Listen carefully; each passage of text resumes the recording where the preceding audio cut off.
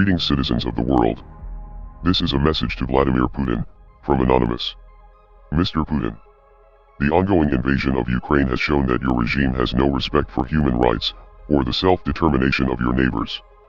In the past several days, a full-scale invasion has commenced, civilian neighborhoods have been bombed, and innocent people have been killed. Refugees are fleeing the violence and the population is being forced into conscription by Ukrainian officials. This is an ugly situation all around, but you are the instigator.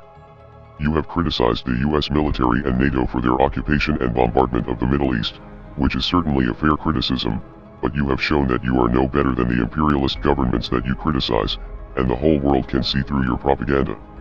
Even the citizens that you are claiming to protect are entirely against the war and protesting across dozens of major cities in Russia. Your tyrannical response to the Russian anti-war protesters will only spark further unrest among the Russian people, who are suffering the consequences of your foolish actions. The sanctions will hurt your citizens far more than they will hurt you, which is why the sanctions are not a proper deterrent. Now, the most popular resistance will come from within. The police brutality seen in the streets during these demonstrations will only provoke further protests and destroy your credibility even more. This invasion will also begin to create more problems for you on the geopolitical front, as more countries around the world begin to see you as a threat, and an enemy. This is especially true of your neighbors who have maintained a level of neutrality up until now.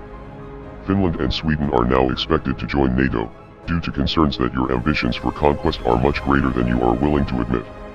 If you continue on this path, you will continue to lose support among Russian citizens, other countries around the world will refuse to cooperate with you, and you will face unprecedented cyber attacks from all corners of the world.